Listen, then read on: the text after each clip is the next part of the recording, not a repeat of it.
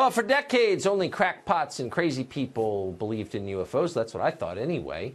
And then in recent years, it turns out that governments have been taking them seriously all along. Very seriously. Nick Pope is a journalist who has spent years researching UFOs for the British government. He says that UFOs aren't just real. They also frequently come close to crashing into commercial airliners, among other things. Nick Pope joins us tonight.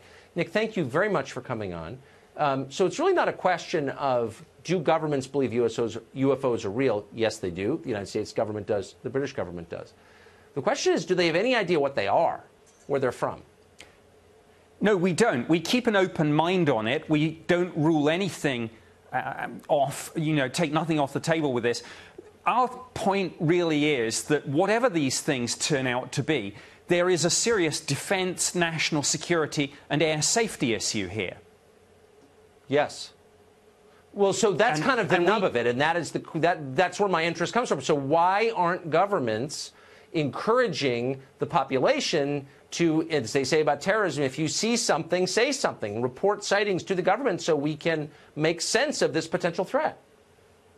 Well, they should be, and that's what we certainly did at the Ministry of Defence for many years. We took it very seriously. Our own pilots were seeing these things. We were having radar operators track them. And we knew, again, through intelligence and through open source material, we knew that the Russians and the Chinese and others were working on this too. The problem was that just the pop culture baggage from the term UFO, flying saucer, little green men, people don't take it seriously. But they should. So we've ruled out, I think, that these are aircraft, experimental aircraft, or technically advanced aircraft from other countries. Is that true? Well, no, we keep an open mind, as I say, and some of these things probably are Russian or Chinese, whoever it is, but that's the point. We must find out if there's something in our airspace we need to know. For years, governments said they didn't do this. They did.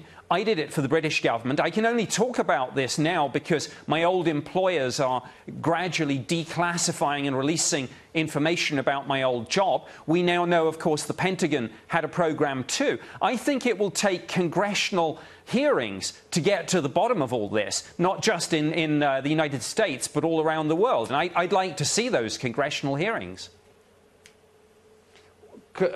Commercial pilots have very often reported sighting objects in the air that seem to defy the laws of physics. To what extent are these objects a threat to commercial aviation, potentially? Well, certainly the British Ministry of Defence and our Civil Aviation Authority, which is the UK equivalent of your FAA, have dozens of cases in our files about near misses, some of which where pilots have had to take evasive action. And again, it comes back to the point. I don't care, in one sense, what these things are, but when there is this flight safety concern, when we have these near misses, we sure as heck should be doing more to find out. That's for sure. Nick Pope, really one of the most credible experts on this subject. I hope you will come back on our show. I appreciate it. Good to see you.